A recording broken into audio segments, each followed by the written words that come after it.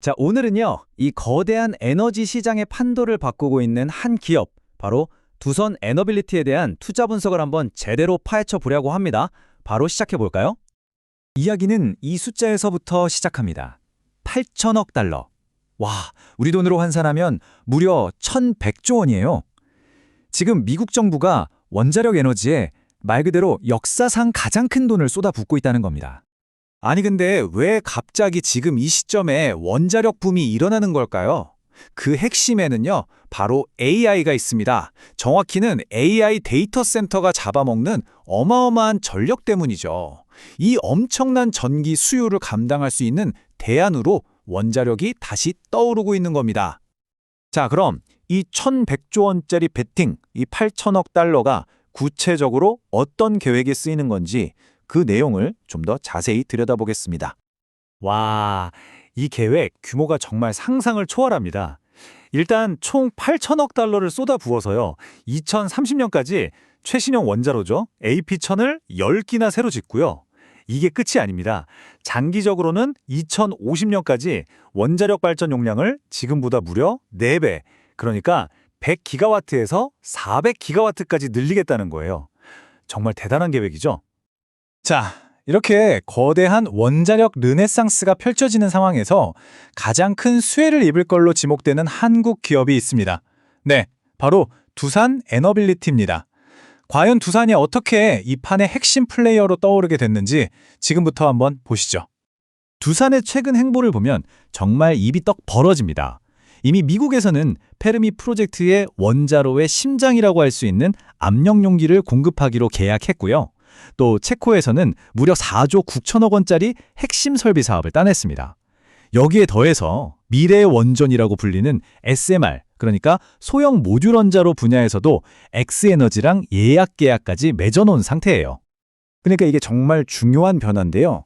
과거의 두산이 그냥 부품만 납부하는 하청업체에 가까웠다면 지금은 완전 달라졌다는 겁니다.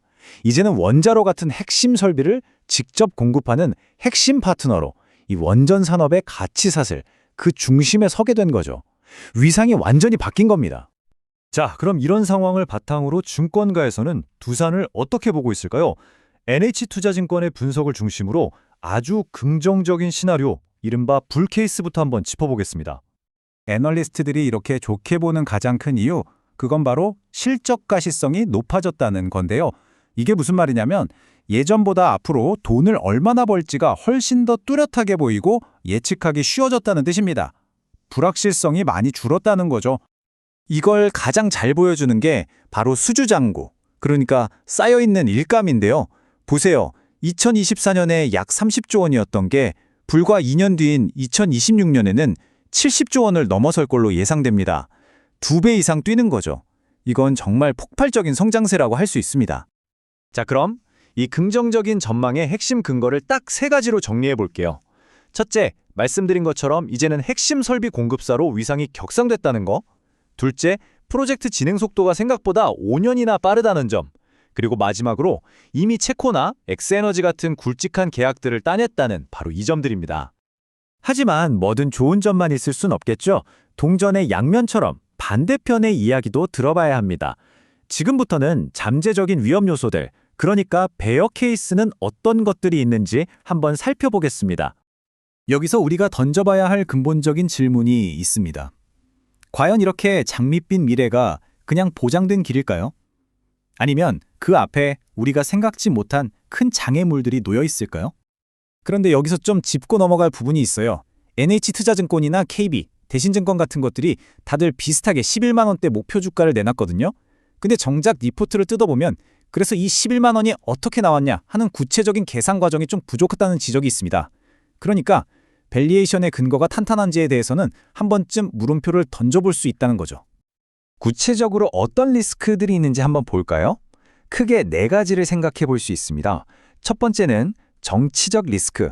당장 2028년 미국 대선 결과에 따라서 정책이 확 바뀔 수도 있잖아요. 두 번째는 재무적 리스크입니다. 금리가 오르면 이런 대규모 프로젝트에 돈을 대는 게 힘들어지겠죠. 세 번째는 실행의 문제입니다. 계획대로 안 되고 공사가 늦어지거나 돈이 더 들어갈 위험도 분명히 있고요. 마지막으로 아직 모든 주문이 확정되지도 않았는데 회사가 먼저 대규모 설비 투자를 했다는 점. 이것도 일종의 베팅이라서 리스크로 볼 수 있습니다. 자, 그럼 정리해 봅시다. 한쪽에는 이렇게 강력한 성장 스토리가 있고 다른 한쪽에는 무시할 수 없는 리스크들이 있습니다. 이 사이에서 우리는 어떤 결론을 내릴 수 있을까요? 자료를 종합적으로 분석해보면요. 현재로서는 긍정적인 신호가 70%, 그리고 위험 요인이 30% 정도로 보입니다. 리스크가 아예 없는 건 아니지만 그래도 긍정적인 쪽으로 무게추가 확실히 기울어 있다는 거죠. 그래서 핵심 결론은 이겁니다. 두산 에너빌리티, 분명히 이 전 세계적인 원전 붐을 타고 투자해 볼 만한 매력적인 대상인 건 맞습니다. 하지만 오늘 사서 내일 부자 되겠다. 이런 단기적인 접근은 위험하다라는 거죠. 최소 3년에서 5년 정도를 내다보는 중장기적인 관점에서의 성장을 기대해야 한다는 게 이 분석의 핵심입니다. 자, 오늘 이야기를 마무리하면서 이 한 기업의 스토리를 넘어서 더 큰 질문을 한번 던져보고 싶습니다. 과연 전기를 집어삼키는 AI에 대한 이 인류의 거대한 갈증이 정말로 새로운 원자력의 시대를 활짝 열게 될까요? 여러분은 어떻게 생각하시나요?